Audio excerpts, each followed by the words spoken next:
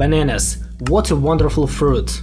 Bananas are sold all over the world and are considered one of the most popular fruits on the planet. But bananas are more than just a fruit. Their history is more about geopolitics, large companies, and corruption. The story of bananas is one of the first examples when private companies started to act like governments, and how fruits can lead to establishing of dictatorships. This is the dark story of bananas. Let's start with the fact that bananas didn't always look the way they do now. In the wild nature they look like this. They have a lot of seeds inside and little pulp, so they aren't so sweet and tasty. But it didn't stop people from creating new varieties of this fruit with no seeds inside and with the sweeter taste. Modern bananas are way bigger than their ancestors, and now bananas mostly consist of pulp and thin skin. Originally, they didn't grow in America. The homeland of bananas is Southeast Asia, but even before European colonization of America, bananas had already spread throughout the world, so Europeans were well aware of them. But there was one key problem. To put it mildly, European climate is terrible for growing bananas. What are the best conditions to grow it? Of course, it's warm tropical climate with high humidity, and it would be perfect to plant them in the area of tropical rainforest, because this area matches perfectly with growing bananas. Absolutely all conditions are met in this climate zone. So besides the homeland of bananas, there are only a few similar places in the world with such conditions. The first place is Africa, and after saying that, this idea can be immediately forgotten, because the African tropical climate is incompatible with the life of white-skinned Europeans. Malarial mosquitoes and many other disasters make life here for them impossible. And the second place is South America. This continent has all the conditions for growing bananas, and it has been already colonized by Europeans. The banana story began in the late 19th century, so Spanish Empire had already collapsed, and the Monroe Doctrine was fully operational. The United States completely controlled the Western Hemisphere and could force any country to make the necessary decisions. It all started in Jamaica, thanks to this man, Lorenzo Doe Baker, who led the foundation for the modern history of banana production. Americans, who were the main consumer group, liked the new fruit. Bananas were trending, and the US citizens were spending a lot of money on them. That tropical fruit made him truly rich. After his death, he left $4 million, which is equivalent to $130 million in 2023. This really shows how lucrative the banana industry was at that time, and why so many people were interested in it. And this is just the beginning. Growing bananas looks like an ideal business plan, but there is one but. Bananas spoil really fast. It takes around a week, maximum 2 weeks after ripening, and boom, your bananas are spoiled. At that time, fruit companies, and especially United Fruit Companies, which was the largest banana company, they started to realize that the key to become the business empire wasn't just about scaling banana production.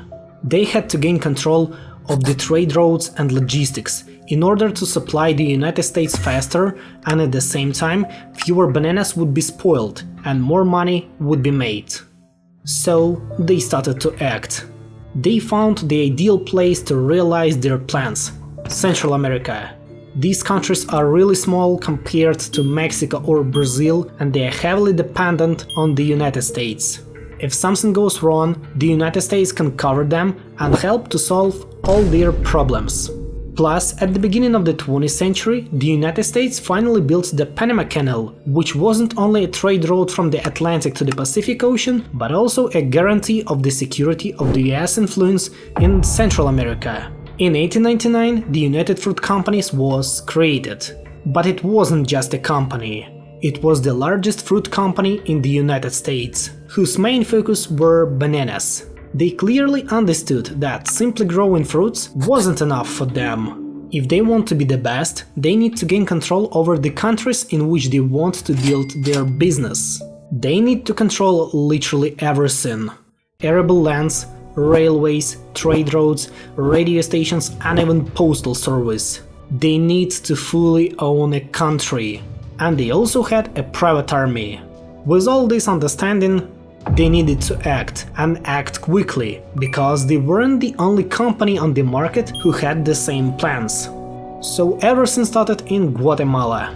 In 1901, the government of Guatemala invited the United Fruit Companies to manage country's postal service, and in 1913 they created Tropical Radio and Telegraph Company. The influence of this company on the country was so high that by 1930 the United Fruit Companies absorbed more than 20 rival firms and became the largest employer in the whole Central America.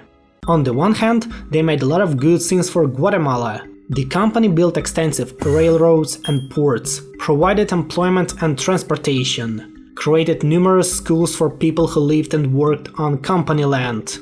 On the other hand, it allowed vast tracts of land under its ownership to remain uncultivated and in Guatemala and elsewhere. It discouraged the government from building highways, which would have lessened the profitable transportation monopoly of the railroads under its control. That's why these Central American countries are called banana republics, because they existed for the sole purpose of producing bananas.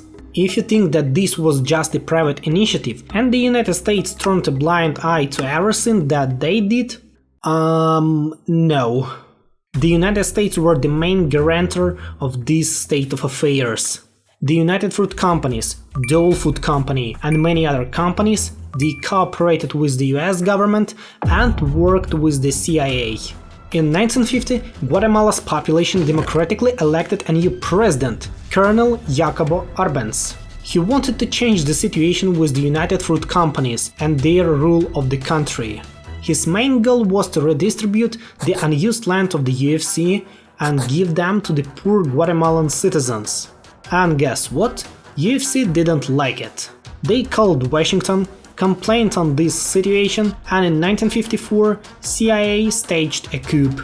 The United States established a loyal government, but it didn't help a lot, and later you will understand why. In Cuba, the United Fruit Companies also had some banana and sugar plantations, but in 1959 everything was expropriated by the government of Fidel Castro. Did anyone try to rebel against rule of bananas? Yes. In 1911, Honduras tried to finish up with the rule of the United Fruit Companies. Well, at least they tried. Because remember I said that they had their own private army, and that army was much stronger than army of Honduras. They established a new and loyal government, and that was the end of the rebellion. Situation in Costa Rica, Nicaragua, Panama, El Salvador was almost the same. There was no sense to fight against it, because safeness of the United Fruit Companies and other fruit companies was guaranteed by the United States. Speak softly and carry a big stick, you will go far, is a quote of Theodore Roosevelt, and one of the key tools of American influence in Central America. If something goes wrong, the United States will make everything as they need. This strategy worked as a Swiss watch for more than 50 years and might still work today, but one major event almost completely destroyed the entire banana industry in the world, from which we still haven't recovered yet. In 1950s, Panama disease almost wiped out the main type of commercial bananas named Gros Michel.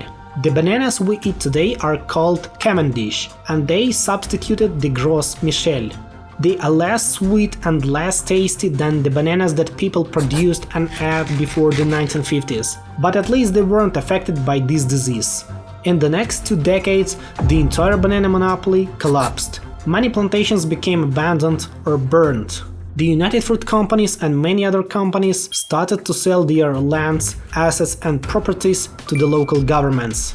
Of course, later those companies have recovered and new plantations were created, but nothing close to what we've seen in the first half of the 20th century would be ever created again.